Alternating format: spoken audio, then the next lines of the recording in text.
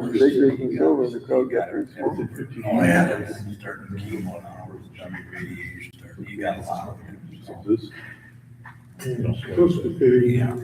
you know, because we ended up putting the seal on the bridge now, she shaped. And So up there tomorrow. 30 years. Can't make it tomorrow. Yeah. Haven't fixed it. I told them, yeah, okay, well, we check some, get some gas. Yeah. Okay. Wait for my taxes. Yesterday, maybe over there. Well, hotel was still, yeah. I took 5 gallon can. They always get a video. I gave them diesel can. Over there. Just will call the meeting in order for the pledge. Oh, yeah. I pledge allegiance to the flag of the United States of America and to the republic for which it stands, one nation, under God, indivisible, with liberty and justice for all.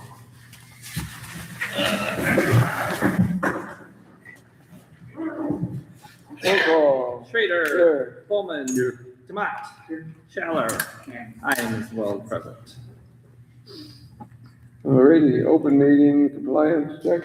It was posted on April 30th on the Town of Fort Winnebago internet calendar, as well as at Northside Auto Repair, and it was sent via email to the Portage Daily Register. Alrighty, thank you. The agenda, I'm happy if you guys are happy. Yeah, I'd make a motion to accept the agenda as written. I second Okay, we got a motion, the second to accept the agenda as written. All in favor? Aye. Opposed? Hearing none, motion carried. Minutes from our April meeting.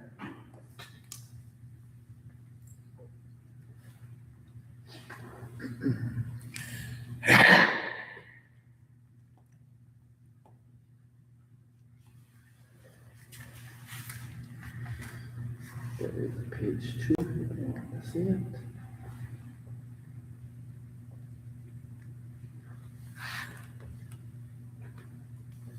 That's just timing. Yeah, I read it, didn't see anything. Make a motion, to accept the minutes for the April. Yeah, I'll second. Okay, we got a motion and a second to approve April's minutes as printed. All in favor? Aye. Opposed? Hearing none, motion carried. Moving on to the treasurer's report. Right. So in April for incoming here, we had a couple trip interceptions. So a couple where the state's working for us trying to retrieve some of our fire money. We did receive our lottery and gaming credit for the year. I also received a few more garbage and recycling payments that came in after the January 31st tax time frame. Interest rates staying somewhat up there right now at 3.5. We did have a fairly significant in the savings account for this month yet because we make more interest obviously when we have all that tax money in there. So the April one would have been the final one for any of that. So now that will reduce a little bit. We also received, let's see, a couple other fire calls, another collection or two from that Vanessa fire call that we've been collecting month over month for quite a while. And then we received the fire number sign money from Kelly Banking. In LGIP, interest there, again, about the same, 3.69. So we're a little bit lower than we had been in the past, but still up there. And we received the second quarter transportation aid. Expenditures are the bills that we paid at the last meeting. I think nothing changed or updates on that. So that's what we discussed at the April meeting. Are we doing this? Sorry. Nope, you're fine. It's all good. Leaving us here with the position of, in the LGIP, we now with those deposits currently have 724,512. In our regular accounts, then we'll have our 500 in the checking, and in the savings, oh, I'm sorry, the 724 was our total all around. Our community bank, which we're gonna discuss in a bit, typically would only be at 500, where it's at 6730, so we do have something later in the agenda to address that with 104 in the savings account and 613 in the LTIP. Sorry about that. I moved the budget. Budget report, nothing major to report there since we didn't have any significant changes since last month. Everything is moving along as expected for being April. Excellent, thank you. Make a motion to accept the April treasury report. And I will second it. Okay, I got a motion and a second to accept the treasury report as printed. All in favor? Aye. Opposed? Hearing none, motion carried.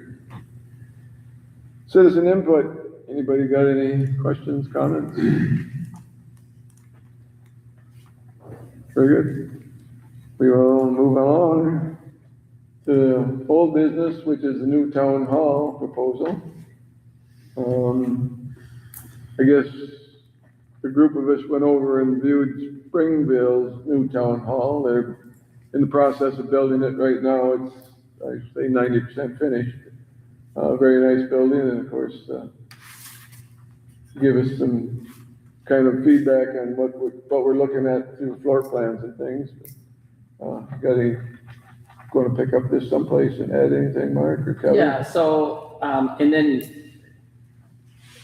Kelly and I went and met with, Kent Fish at his office last week, general engineering.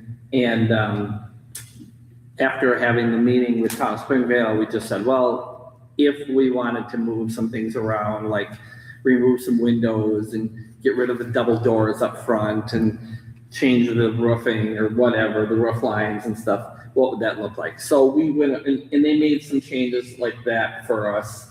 So you could kind of see this is a little bit different than what it was. And you could see like a lot of the windows are off. There's really only 3. There's 2 off that would be off the front of the building and then 1 off the office. Other than that, we got rid of all the rest of the windows. And then this is kind of the floor plan, which wasn't too much different than what Town of Springvale did, you know, through relocation things. But we removed, like, they had in the storage room area, they had an election equipment store, a separate room in there, which meant another door, another wall, and we got rid of that and just tried to make it a little bit more simplified. So that's just a plan that we thought, well, depending on what the board, you know, wants to do, we wanted to have something that we could work with to hand out. Like, then I think it really came down to deciding, like, the board, do we want to go with a professional services company like General Engineering? So when I put together this, Kelly and I kind of worked together on this. Do we want to put together a professional services organization like General Engineering or MSA or Roth or Jewel? Jewel is who they use down at the Town of Springvale. Or do we want to go to the point where we say, well, what about we just hire a design build organization, or do we want to self-perform it as a town?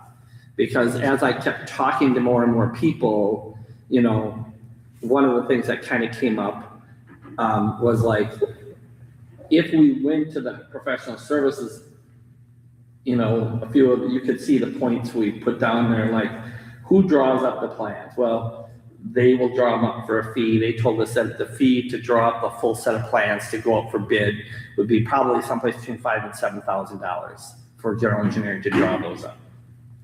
Versus if we went and hired a design build contractor and we gave them, like, this is a sample of what we think we want to build, they will, as a part of their contract, they will find their own contractors, they will draw up the plans, and it just becomes part of their fee structure, right?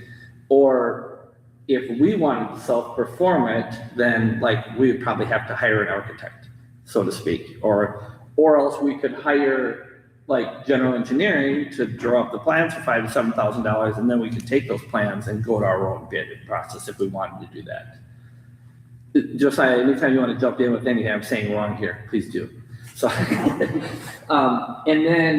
then we went through, like, I kind of thought, like, well, dollars and cents, and I spelled cents differently on purpose, but like, what would it mean? Like, we kind of felt like in professional services, they're gonna take, you know, if we tell them $400,000, that's what they're gonna go spend, right? And even they're gonna go to bid, and they're probably gonna try to get the number down to 400,000, because most of them are gonna tell you that's not enough money, right?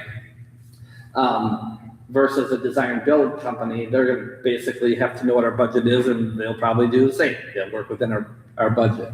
Versus, like, if we self-perform it and we go out and get our own bids, it's probably our best chance of coming in under budget, right?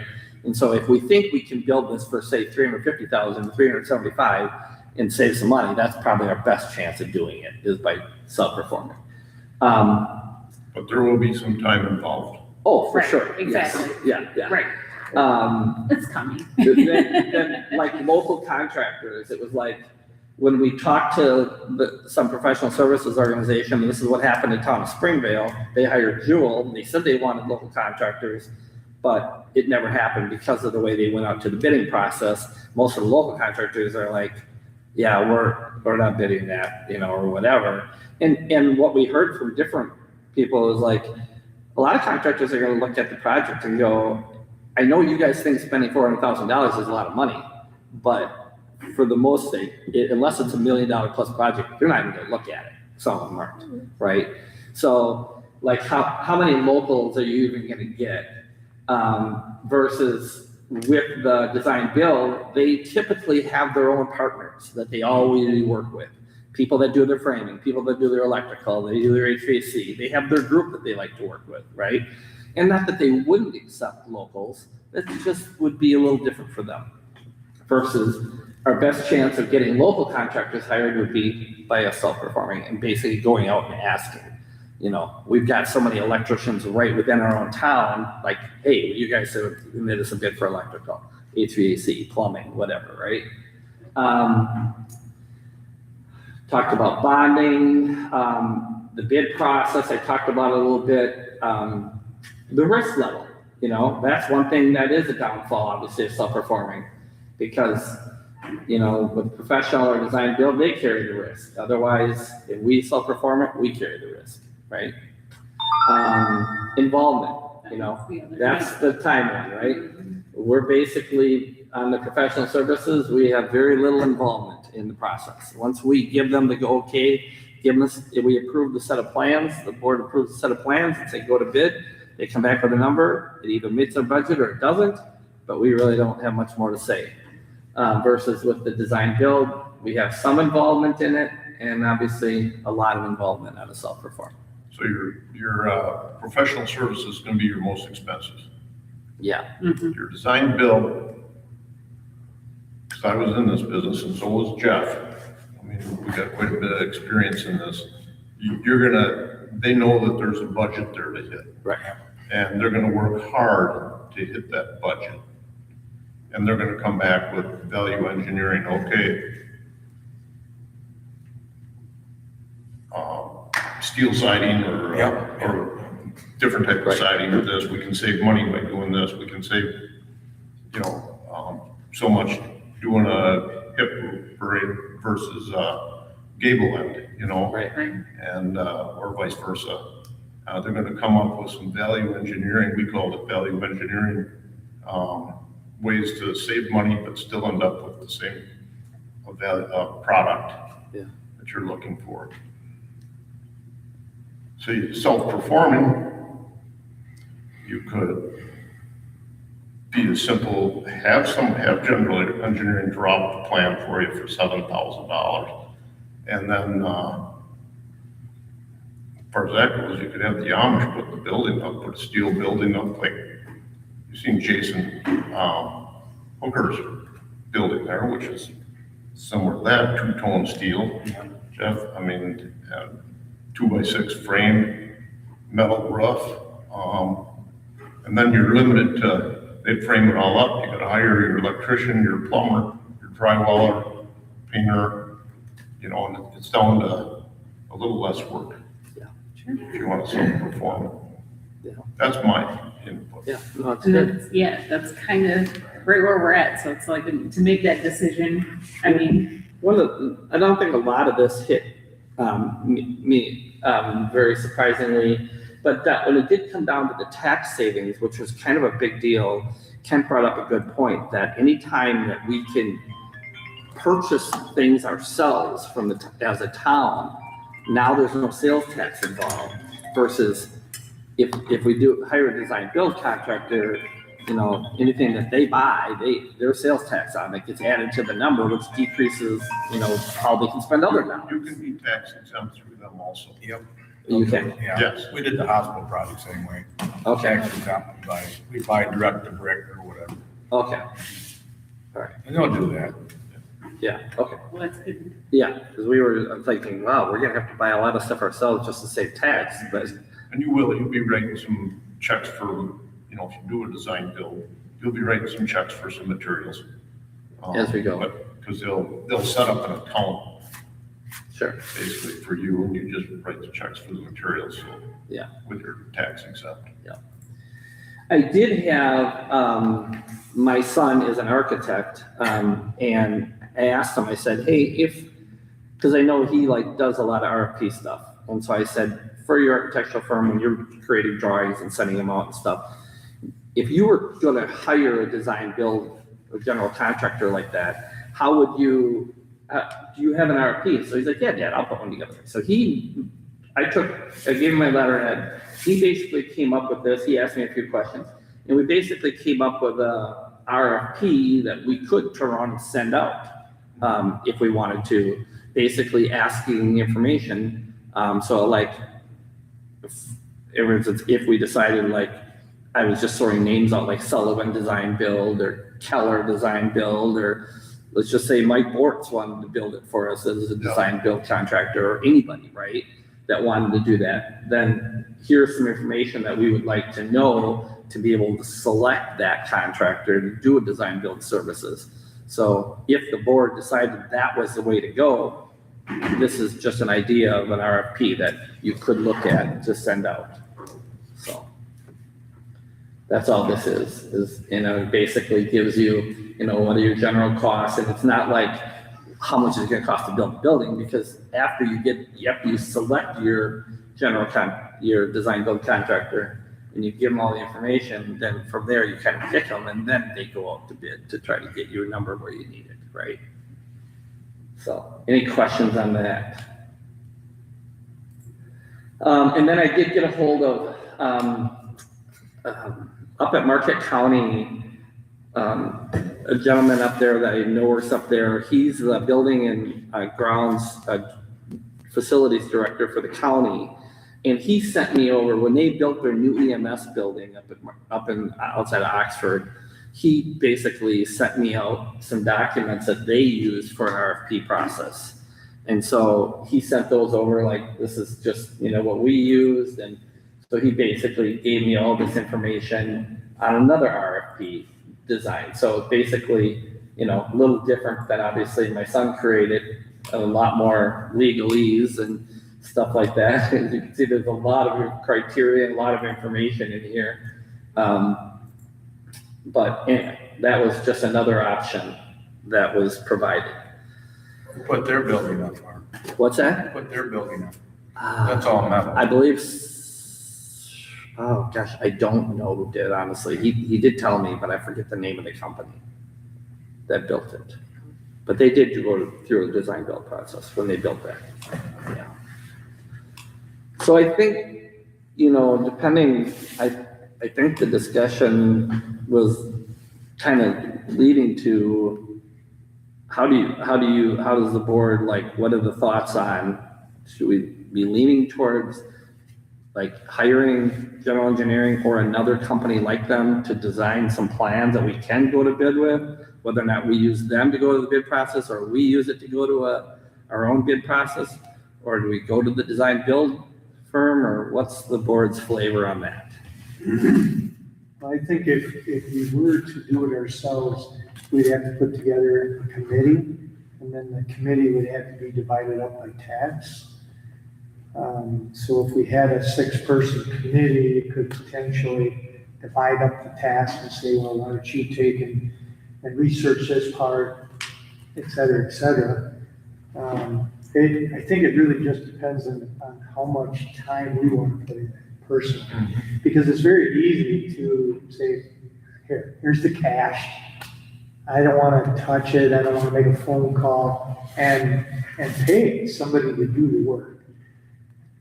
And I truly believe that if we did it ourselves, we would be able to massage the pricing. I really do.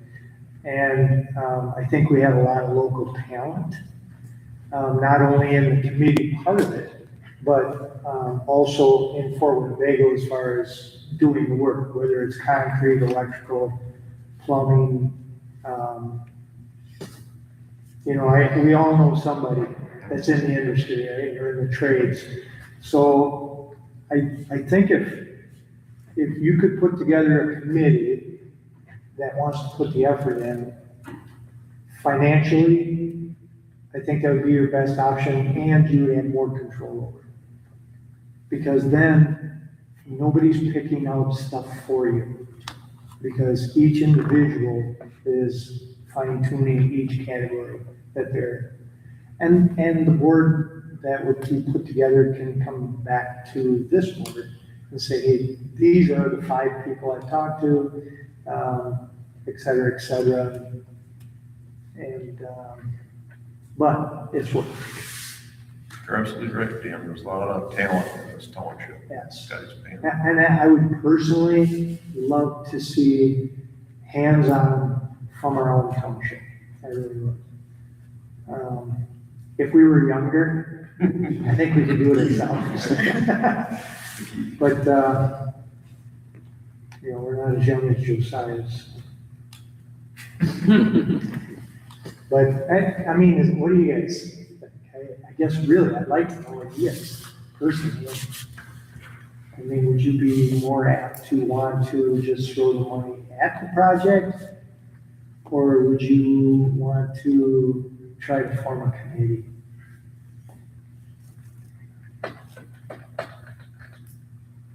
I'm personally, if you're looking for input, I'm good with forming a committee or advisory.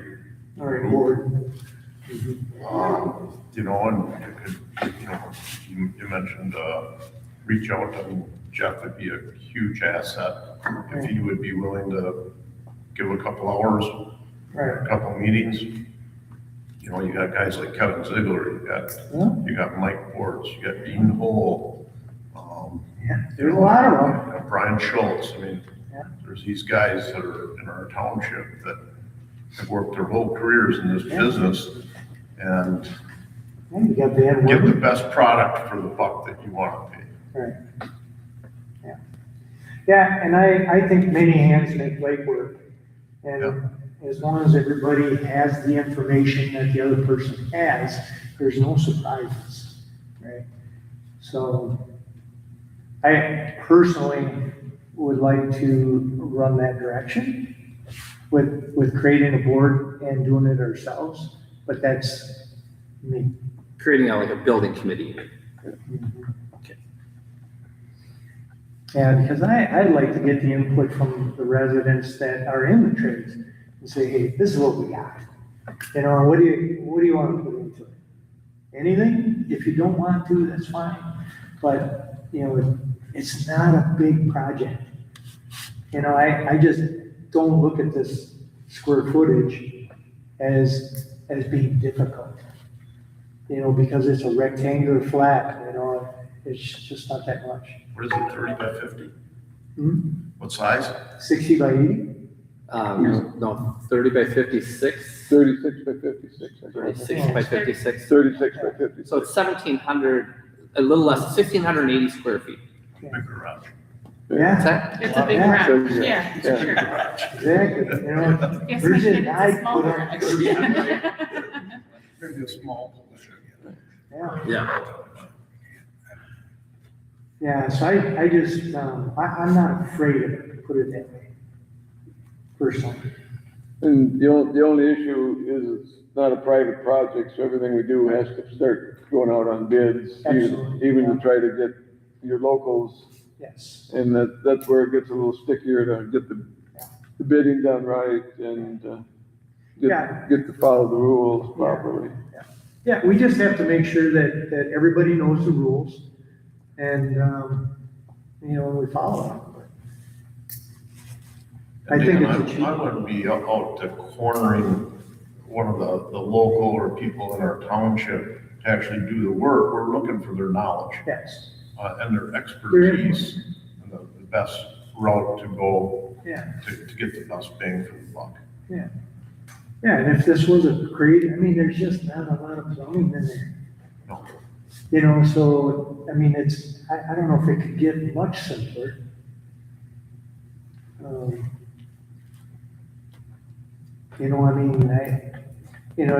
was thinking even a cathedral style, for the heating and air conditioning ductwork, but you get so much equity from it. I'd be afraid of the equity, depending on what floor type you put down.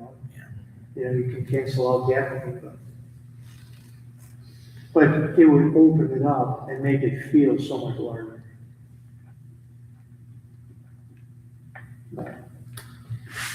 Well, if the discussion is leading towards self-performing, I guess I would have two questions. First would be how would we go about getting a set of plans drawn up? Do we pay general engineering or pay someone else? Hire an architect guy up at Market County mentioned this guy over in Ripon, I think his name. He owns a company called Blowfish Architecture, and they do a lot of this kind of stuff. Do we hire someone like that to develop our set of plans, or do we hire Kent, or how do we get a set of plans drawn up? So part of that plan is a site plan. Yep. Which you're gonna need, a civil, something general engineering would do. They're gonna do the soil evaluation, they're gonna drop the septic. So them or somebody else is gonna have some involvement. So I don't know if you want to totally burn the bridge with them, but, give them a package of doing that work, the site survey, civil plan, drawing up the building, and the soil evaluation. Then you have documents for people to bid on. Right. Now, did you ever contact Don Paul? Oh yeah, I talked to Don Paul, but he basically told me, he said, well, Mark, I can draw up a set of floor plans and stuff for you that we can frame off of and stuff. He said, but you really need a design build contractor for a small project like this. That was his thought. Okay. He just and so then he took me over and sent me over to another guy, Bart O'Brien over at Sullivan Design Build. He's like, call Bart. And so I called Bart, and then Bart basically said, well, you got some bidding things you got to go through as a municipality. And then he hooked me up with the guy at Marquette County. So I've been jumping through all the circles. But yeah, Don basically just said, I can do some floor plans for you, but it's not like what you need for the full bid. How about this fray or fry and sock? This is something that I would think they would be about their size too, and I think they're like a design build. Yeah, very well could be. There's a lot of companies You like could Fry.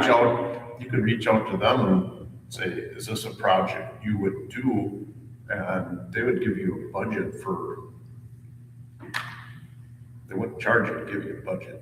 An estimate. Yeah, you could go to multiple of them guys. Yeah, we go to multiple of them guys. Well, now you're talking about going back to the design build idea. Yeah, but before you go there, you're not committing to them. Just get an estimate. You're just Sure. you're getting information. Yeah. You're at the information stage right now. Yeah. Yeah. And that's all you'd have to send them, is right there with a size on it, 36 by 56 or whatever. This is what we're looking at. You know, is this something you're interested in designing, building? What would be our budget? Yep. And you go to multiple that we're used to, because we got, as contractors, we get used and abused all the time doing that kind of stuff. And some you get, some you don't. And then once you have that information, then you can feel, well, is it worth our efforts?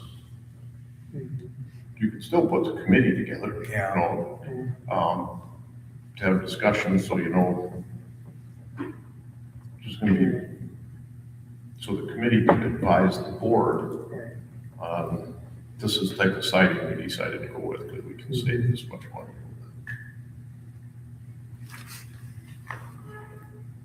But you got enough information right there to send out to some of these little contractors, and you were right, Mark, that some of these guys like Sullivan, they're just gonna, I ain't got time.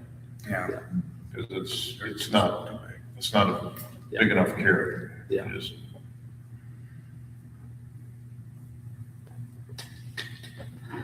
So we need some, what's the board want to do?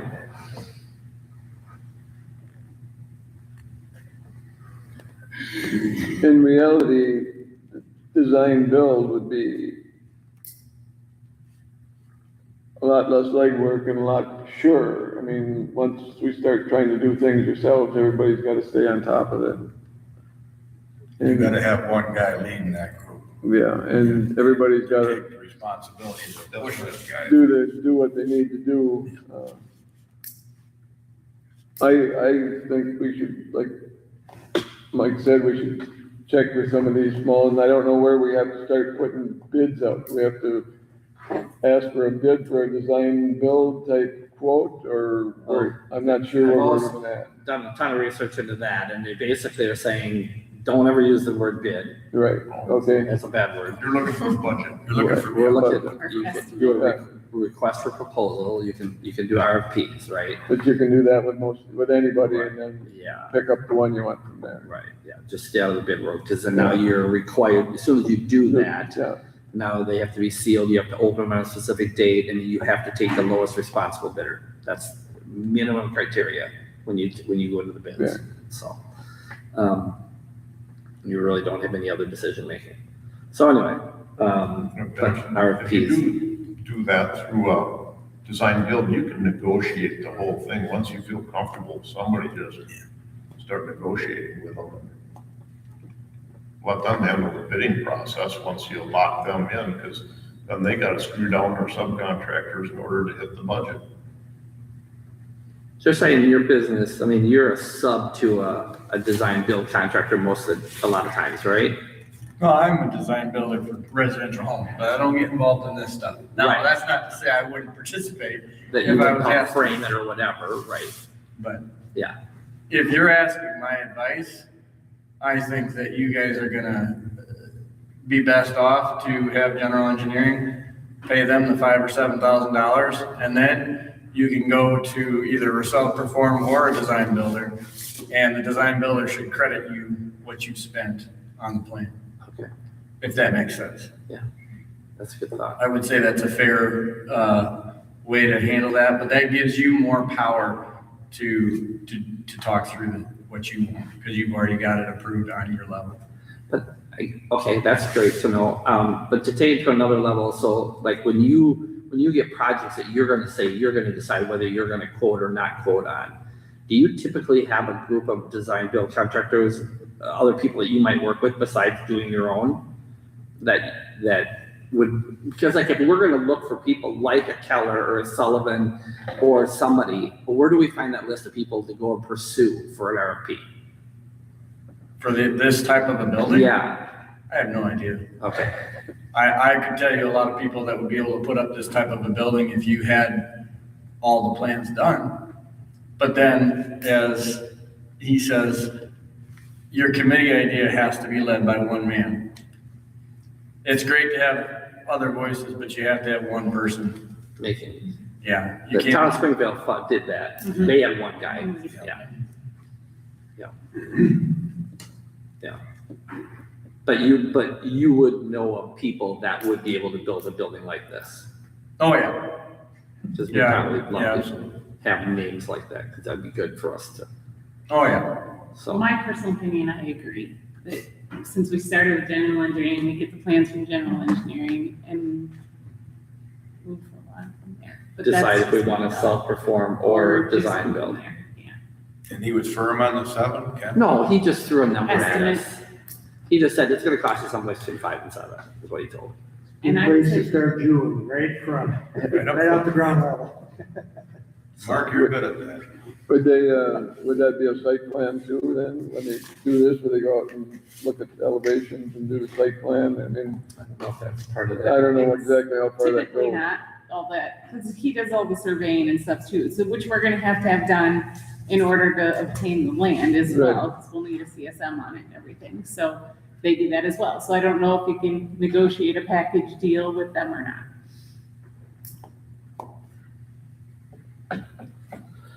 So should we get a motion to hire general engineering to get us a set of plans? Yeah, get a complete set of plans. Right, yep.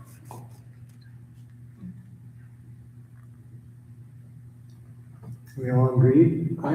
I think that's what you should do. And Kent's very knowledgeable. He'd be a good pick.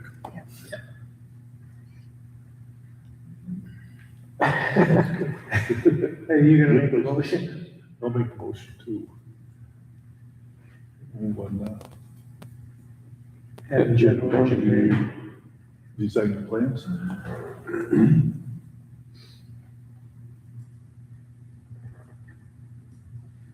I'll second Okay, let's do a little discussion before we go with it. The plan, we're looking at the building of 36 by 56 at this point. Yep. That's what we're gonna be designing the plan for. And, he kicked out some floor plans here last time, I guess. If we're good with those, if we're gonna make any changes, we need to do it before the plans are designed. You want me to go back to that design? Well, Do you want me to bring it? I can- we went and looked at that one over at Springville, and I kinda liked their plan a little better than what you come up with on this one, but that was just me. What was it about their plan they like? Okay. When Kent done his, when we were over to Springville, you walked in the front door here, and both bathrooms were here, and the mechanical room was down here on the end, which, I don't know, it seemed to make more sense to me, because there's gonna be maybe like a little kitchen sink and a little bar here. And so, if the plumbing would all kind of be right in a row if you had the bathrooms right together there, I thought, but there again, that's, if you're, so now you gotta run all the way over here to that second bathroom. And Kent's purpose with moving the mechanical room there was to more centralize for heating and air Yeah. purposes. And so, yeah, I don't know if it makes any difference, but if you guys are kind of on board with that plan, I'm not gonna get too excited about it one way or the other. Yeah, I think the plan that we saw in Springfield was Yeah, they had, with the two bathrooms. two bathrooms. Side by side. Yeah, this is the one And then from over there. mechanical room. No, that's the general engineering, yeah. Got so many pieces of paper. Bill, don't call it a kitchen sink, Uh, call it a utility sink. a utility, well, Grease trap. this is, Grease trap. yeah, I'm not sure what, they put it there with a little counter, so you can wash your hands out there, I guess. So I guess it's a utility. It was our way of getting a drink of water. Yeah. By law, have to have a place for you to get You either have to put a sink like that in, or you have to put a bubbler kind of thing in, right? one of the Yeah. other. This one is, yeah, it's so small, but they had, mechanical room was there and the two, bathrooms were there and this, utility sink was there with the counter. And then, of course, they had a mop sink in the utility room there. And then you get rid of this. Yeah, and then they took that door out of there, but So they still had to plumb over for the mob center. I suppose to that corner, yeah. You're probably exactly right. Probably makes no difference. Okay. Well, that kind of plan. Okay.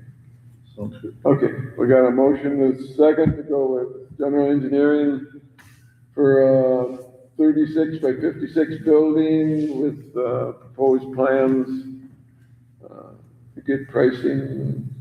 What else do we need? Anyway, all in favor? Aye, opposed, hearing none, motion carried.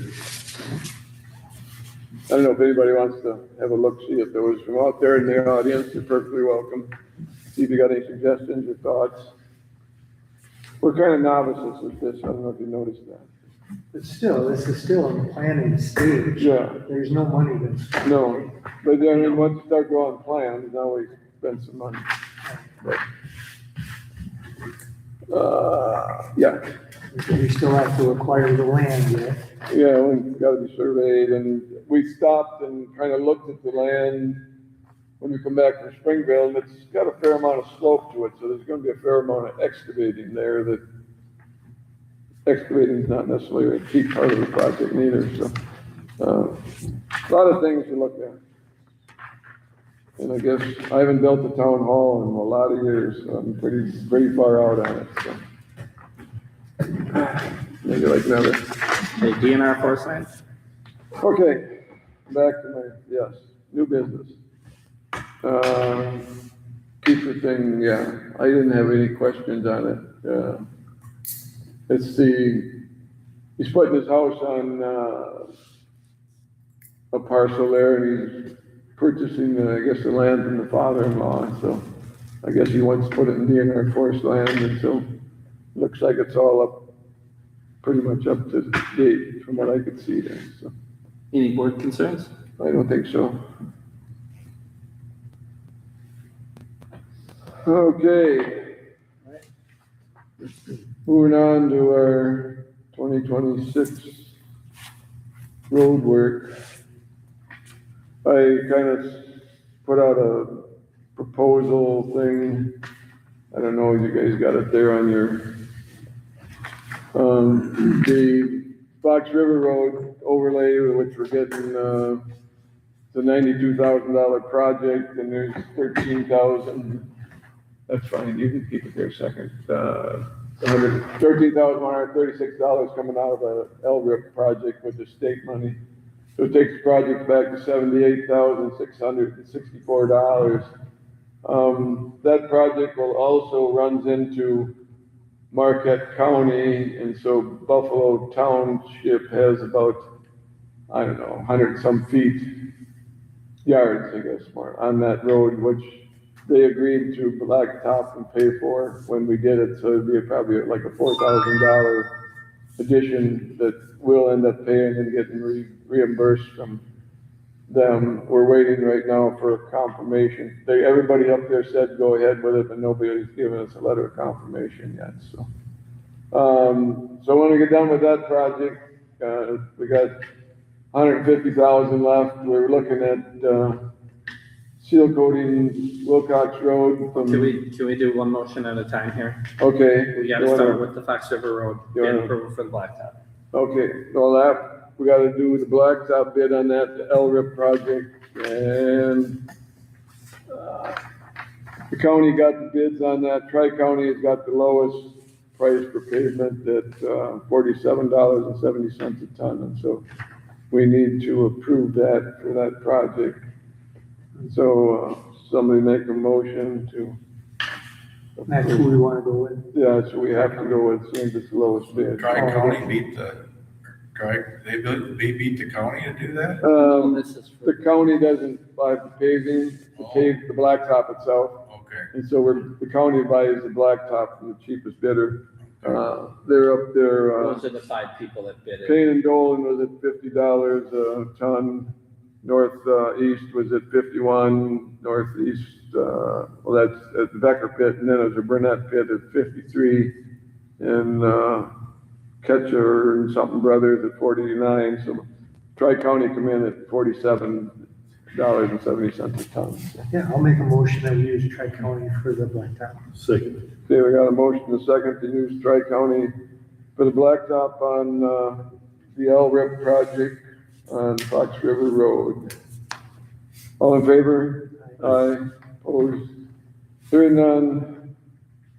That will be fine, I'll get that, we have to send those minutes to the county then on that. Okay. And moving on, I had the seal coating on Fox River, or Wilcox Road, which was what? I'm getting lost on my project here, Fox River Road. Well, we're crack filling on the Fox River Road will be 30,000 and the seal coating will be 38,000. And so with the budget, we get all done, we got about $3,848 left of our road repair budget. When we get done with that project, but we still got $42,484 in our budget for mowing and maintenance and whatever else we do, so. There it is. What about that other road we talked about? Rouge Road, yeah, well, I went and got another proposal on that, and last year he told me I could overlay it for 20,000. Now he wants $29,800, and so, we just, I don't know what I guess it'll be what it is, keep patching on it, I guess. So I guess if we get a motion to move forward with those projects, I would appreciate So this that. is what we're trying to approve right now, right? Yeah, This, yeah. that's- you've got the Fox River Road, you've got crack filling, seal coating. That's. Yeah, that's the whole project, yeah. That's my whole road budget for the year. Then we do have a couple, Curry Road has got some shouldering work from CX down towards Clark Road. The road's busting up on the edge. They're supposed to get me a price on that soon. And then there was some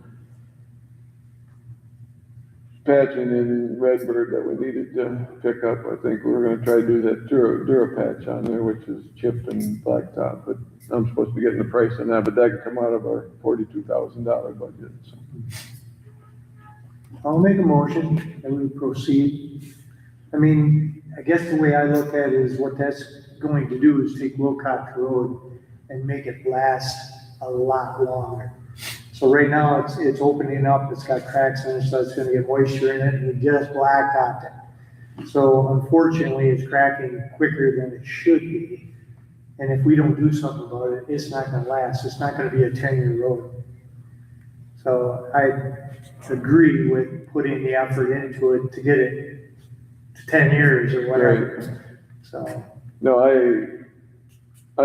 hate to redo that. I mean, we just blacktopped it. That one piece 4 years ago, maybe now, but it was a poor blacktop that we're getting today, and so if we get it seal coated, we should be good for a while. We got lots of other roads that could use it, but anyway.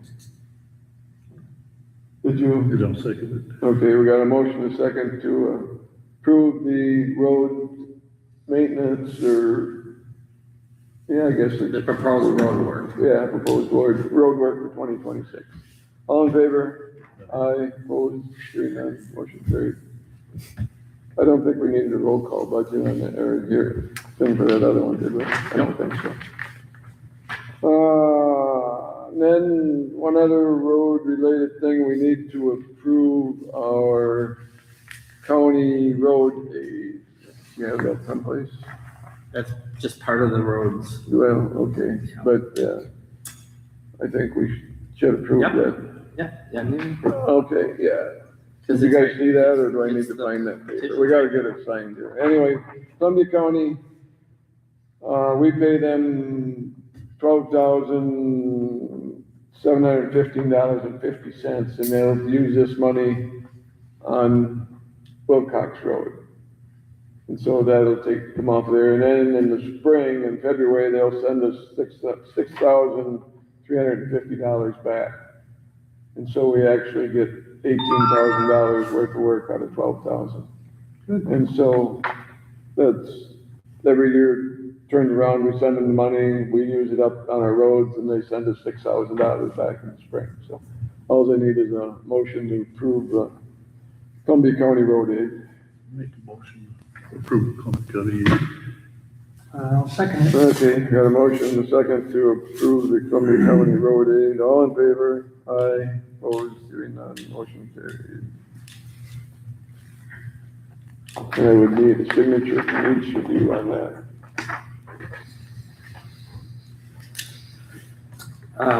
Also, just the discussion I had down was the Gale Road. Yes, I had emailed Jerry and he said they would get somebody out there, so hopefully it's taken care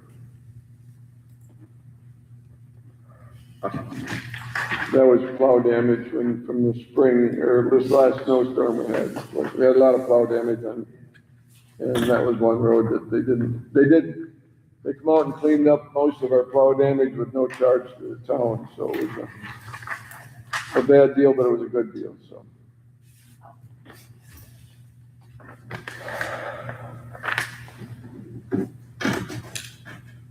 Okay, come on.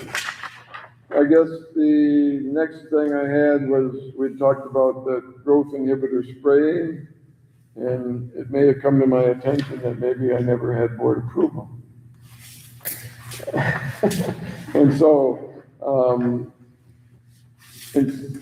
they're gonna be late getting going, if they didn't get the spray truck going. I kind of come up with just a couple of roads that we might try it on. I don't know if you guys seen it on your, I just thought we could do like Linsky Road from Wilcox to the town line. There's basically one house on the way off the road, so it's not gonna bother anybody. Monty Road from Dumpke to town line, there's only one house there, and Clark's not there most of the time. So that won't pester anybody. Played up about people concerned about their pets and all that. Yeah, well, that's why we're staying away from their properties right now. So did we put that on the website? What was in there? Not yet. I was, Because I can't imagine it'd be, you've got other animals that yeah, I mean, you don't see. they said that you can graze it even, but then there was not supposed to eat the meat for so many months afterwards or whatever.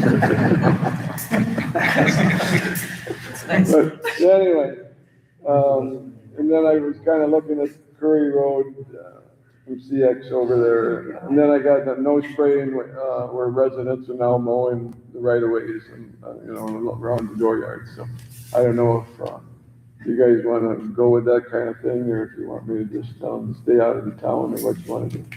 Josiah, do you have any feedback for us on that? Are you talking about the spray? Yeah, Inhibitor, yeah. Oh, well, I specifically asked Don to give us the recipe of what's in it, as did Steve Balzinger, but we have not got that information. I got it, we got it, you got it there, don't you? Yeah, There's like, there's a whole bunch of, there's a mixture, and so there's none of it sounds good. 8 or 10, there's 8 or 10 MSDS sheets that go into this, because there's a half ounce of this and a quarter ounce of that, and every time they get done, they gotta post all the sheets, and so there's like 8 or 10 MSDS sheets from different chemicals that are in it.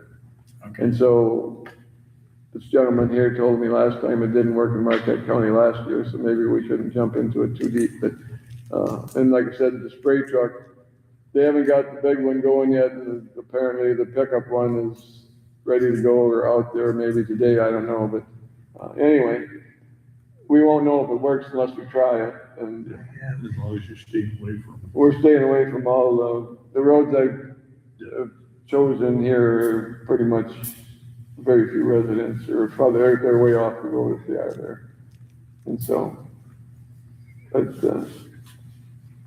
Yeah, I don't know enough about it to even make a decision. we'll know more next year. Yeah, Gotta start but I mean, chemically speaking, I don't know enough about it. Yeah. But, I find it hard to believe that they would put something out there that would harm. Well, there isn't anything out there that's good for us. Let's put it that way. I mean, as farmers, we've sprayed and everything for years, and of course, you see all these forever chemicals and things we get out there, but, I mean, The one thing that's a positive for me is I would love to see the grass not get so high between mowings. right, Because when the grass is this high, every rodent sneaks out, deer and everything else. well, So it'd be nice to have it down to here, and not pay to mow it more often. So I mean, if it worked and it didn't kill anybody, Because they don't mow twice a year. Yeah, They'll stay down about that low until about the end of September, and then she just pops right up. Now you got September and August then, right? well, August, September, you got October and November, October. yeah, And then in August, yeah, that's when it pops up after September. Because if you go up Market County on any county road up there, they spray every county road up there. And you can see exactly where the height is, that it stunts it until about the end of September. She'll stay down about like that, but then she'll take off like a weed after that. yeah, and that's when we do our second mowing anyway. We go clear to the fence row the second time. Until what? Usually about the first of October, so, Yeah, yeah. well, it's gonna be pretty high by the first Yeah, October. well, it's gonna be pretty high if we don't do anything. would you happen to know if that's like the second year that they've done it? Now, I've heard They've that, been doing it for 3 years now. okay. And you can see the line where the grass stunt compared to where the fence line is, where it's higher, about 15 foot they spray out. Yeah, I thought the original plan that we were told was that maybe not the first year, but into the second and the third year, that you get to the point if you're spraying regularly, that you would only have to have one mowing. You wouldn't have to mow twice, and that would be our, the way we could cost justify it, because it's gonna cost to have the spray done. right, and that's what he's saying here.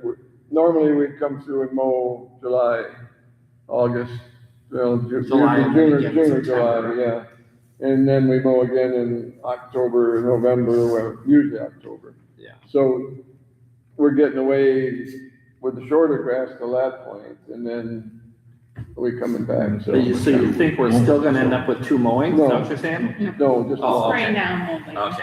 just, except this year when we're only spraying part of it, we'll end up with 2 mowings. Gonna let me try it? I make the motion to approve road spade. Okay, second. Okay, we got a motion and a second to kind of approve the road spading, formula I put up there a little bit ago. I will get that to the county and we'll see what happens. If we don't like it, we won't do it next year, and if we like it, we'll spray my whole lawn, I won't have to cut grass anymore. Yeah, I think we'll learn more about it. Well, it's a learning curve.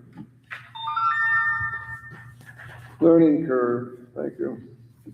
Columbia County ACH transaction. That's you, Kelly.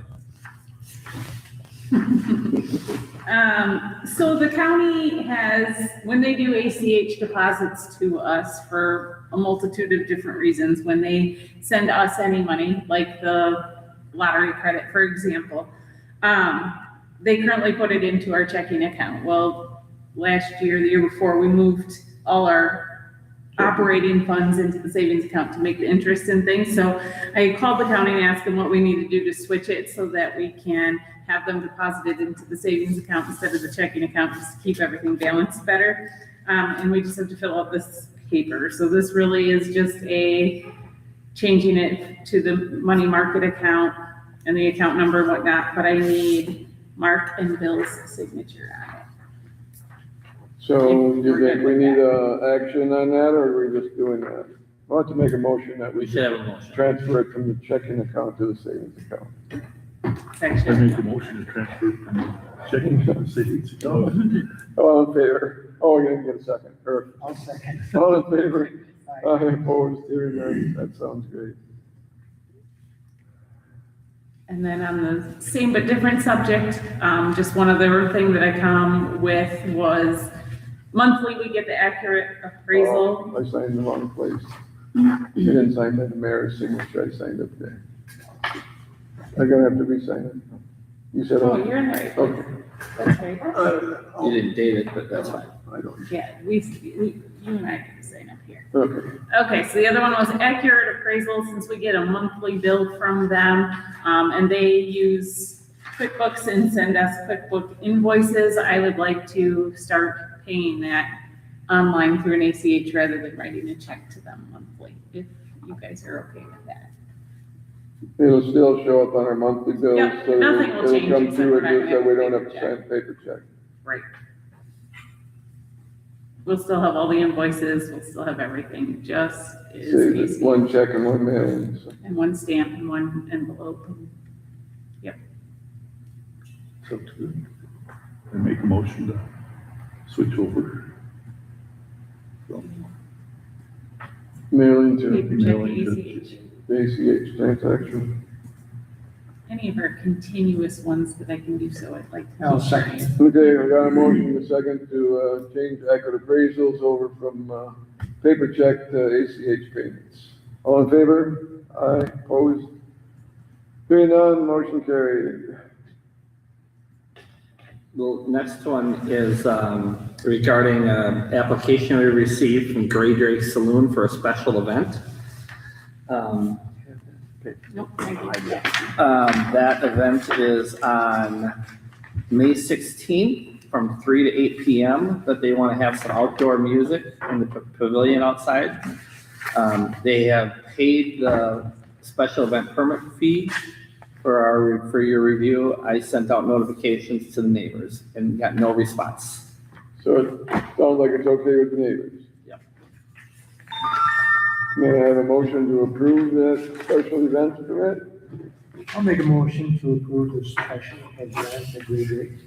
Second. Okay, we got a motion second to approve the special event permit at Gray Drake's Saloon. All in favor? Aye, opposed, hearing none, motion carried.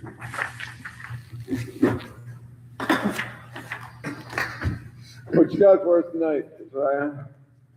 Well, we had our meeting, set up the committees and the leadership for the county. So, Doug Richmond is our county board chair, and Tess Carr is first vice, and we have Steve Balziger as second vice chair. And then the rest of the committee is made up of Liz Miller and, oh man, I'm gonna forget this one. I forget the fifth person on the executive team. But anyway, my committees, I am once again on the Health Care Center as a committee, and I'm now on the Solid Waste for a committee. Not on highway anymore? No, I'm not on highway anymore. So, The road never gets fixed now.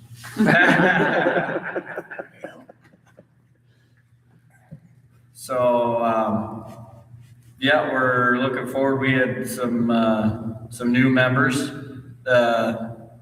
become part of the supervisors this term, and, looking forward to seeing what comes of this. Be some things that the county has to work through. You know, I'm sure you guys have heard about the wind tower project over by Fall River in Columbus. That's a pretty big deal. And we're still dealing with solar projects and that type of stuff. And there's rumors of other things happening that I'll keep you informed of as I figure out what's real. But yeah, the one thing I will say about those wind towers, and you may have already heard this, but those towers are, you know, the normal towers out towards Cambria that you're used to seeing, those are like 350 feet. Well, this project is 700 feet. These are twice as big a tower. They're some big wind towers. Wow. So it's Those are where? those are over by Columbus and Fall River. Okay, Are they already up? No, Okay. no, that's looking for approval on them. yeah, they've gotten through some of that, but yeah, it's some stuff that the county has to. I mean, it's gotten through a lot of local approvals, put it that way.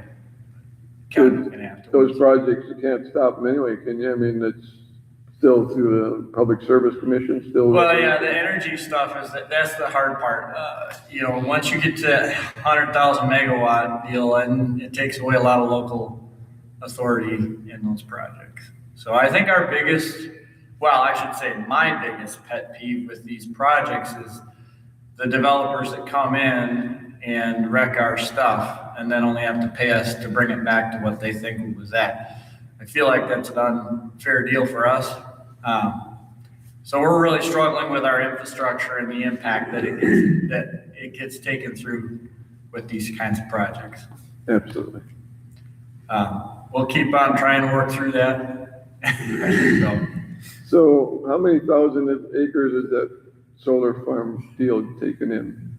Along which one are we talking about? I don't know, the one that goes all from Point Eck clear across. The High Noon is, I think, right now at 2,400 acres, but there are some other more acres getting signed into it. When we were over at Springville the other day, it looked like they were doing work clear over there, so I don't know. Yeah, but that may be a different project altogether. There's several different projects. The big thing that I, would propose, and I would say for sure, if you guys have a vested interest, I want to listen to it, but I'm only one vote. So when you come to a full board meeting and you voice your concern and public input, that's where you can change other votes. Because it's for me to try and change my comrades' votes, that's difficult. But when you guys come, then you can help me change it, if that makes sense. Yep. Where's Doug Richmond from? I'm curious. I don't know him. He is from down in Westport. Oh, okay. So, did I say Westport or West Point? I don't know. Westport, down on the southeast portion. By Lodi. Yeah. Outside of Lodi. Yeah. Okay. I know you ran unopposed again at this last election, but thank you for serving again. So I Oh, yeah. appreciate it. Well, I appreciate you guys voting me in. So. All righty. Any questions for me? Top to wind farms. I don't think the wind farms are as bad as the solar farm. No, solar panels too, it's all. The solar farm, at least you can farm around the wind tower, but you can't farm around the solar panel. Well, they're Well- 700 feet tall, that must be pretty big around. How many units are they planning on What's that? for the solar? The solar, and the For wind, the wind? Yeah, the wind, Oh, the or wind. the wind. the wind towers. I don't know how many towers that is. The solar, here's where I think our best way to counter them and to try and make it an even playing field for everybody involved is for us to come up with some better conditional use permits. And I tried to argue that back before these projects started, but there was a little bit of a difference of opinion on that. But that is something that we as a county board have the prerogative to set up conditional use permits and create the conditions wherewith they have to meet. And so I would like to see us work a little harder at that aspect to say, hey, we're not going to stop you, but we're going to place some parameters around what you guys get to do. So, but I thoroughly opposed the solar stuff, and the wind stuff has not hit the county yet. So I'll keep you guys informed as that stuff hits the county. I'm not opposed to green energy, but I am opposed to farmlands being taken up, and that's Dane County's pushing hard into our area because they're losing all their farm ground, and now our farm ground's getting lost, and it's tough. That it is. Thank you. I'm gonna head out if you guys don't have questions. No, we appreciate your comment. Thank you.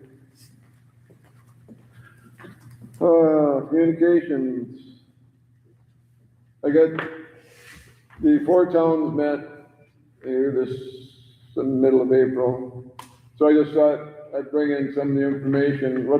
What's happened, we got four town chairs that kind of view the fire department and ambulance and some of these things. And so the rest of you out here really never get to see what is really taking place. I mean, there's the equipment that the towns and the city owns. The engine number 3, we bought new in 2014, I believe. It was $450,000. It's going to be due to replace in 2040. I won't be here to do that, fortunately. But, anyway, it's gonna be, at the present rate, it's gonna be $1.2 million to buy that new engine in 2040, but, that's one the town owns. The city owns the two, or the town owns the two, tenders. One of them is due to be, tender 5 is due to be replaced in 2027, that's gonna be $450,000. Tender 4, that's way out to 2046 now, so that's a ways, so that's, got time to save money for that one, it'll be $472,000.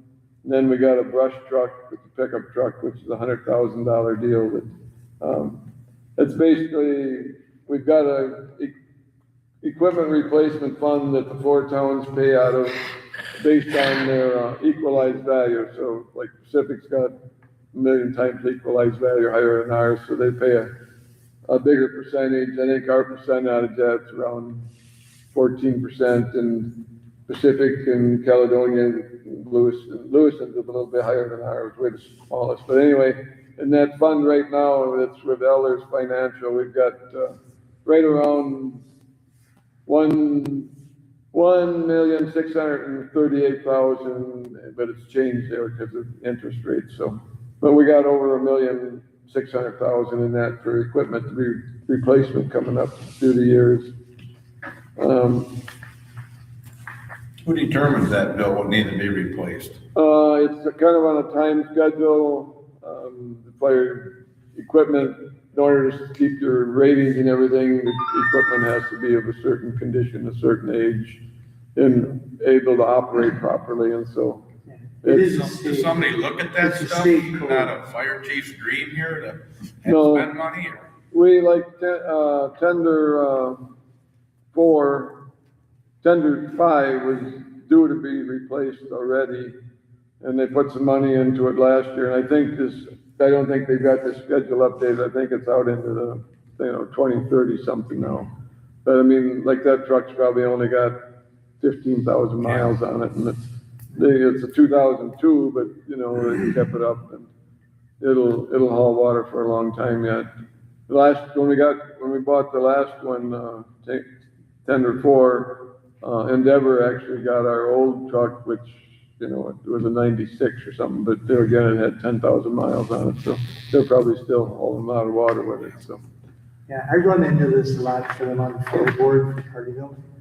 And, the state sets guidelines on timeframes, and they say if you don't change equipment in these timeframes, we won't give you this money.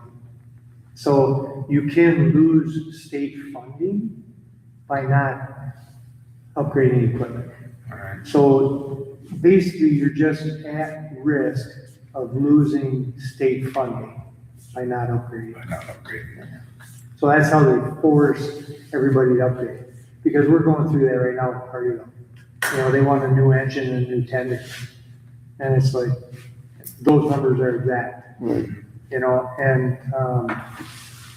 it's an issue. And we're right now on the verge of losing that state funding.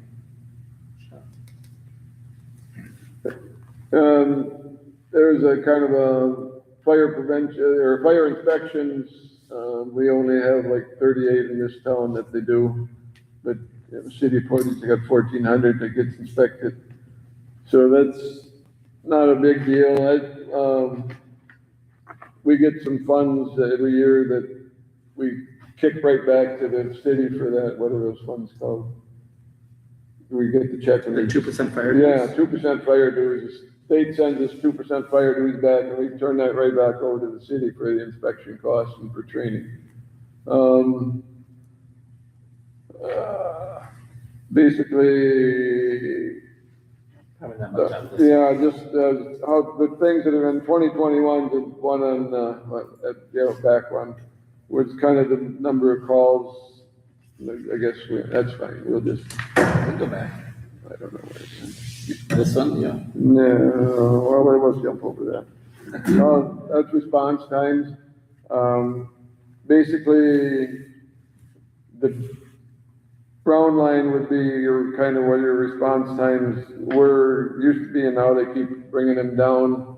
Especially now where they got their own ambulance service, I think they've cut like 3 to 5 minutes off their response times, like here in 2025 and 2026, because they got more, the crew is right there at the station now, they get more personnel there because they keep the paramedic firefighters that are trained both ways right at the station, so.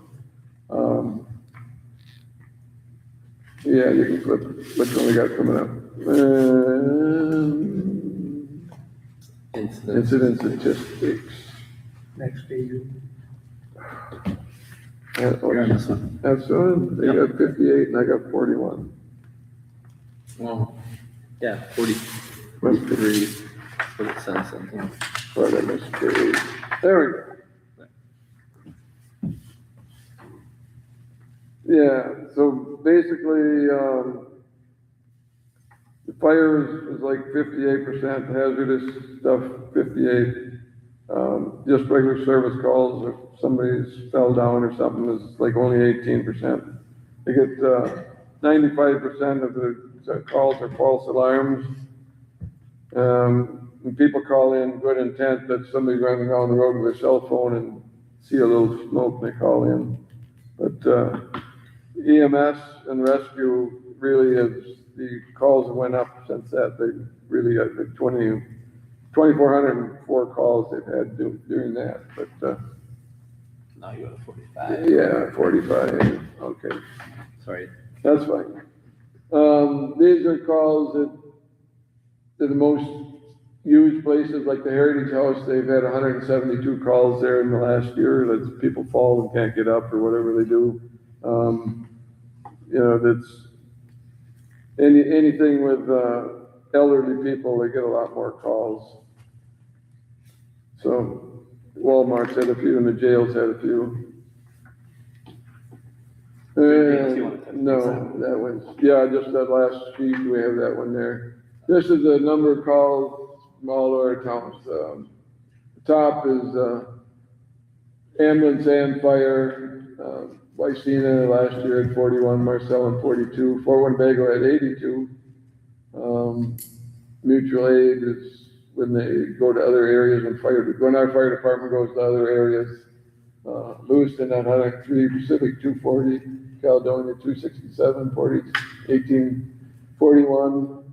And so down in the bottom one, it's just the number of fires, whether just the fire truck went out. Some of them were accidents on the highway or whatever, but Caledonia gets really hit with Cascade Mountain and then all of I-90 out that way, so.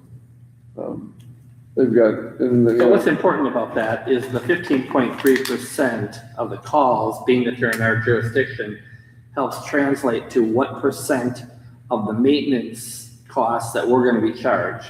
And that's our equipment replacement fund is based on that. We pay 16%, we put up about $72,000 a year into the equipment replacement fund. Caledonia pays 48% of that.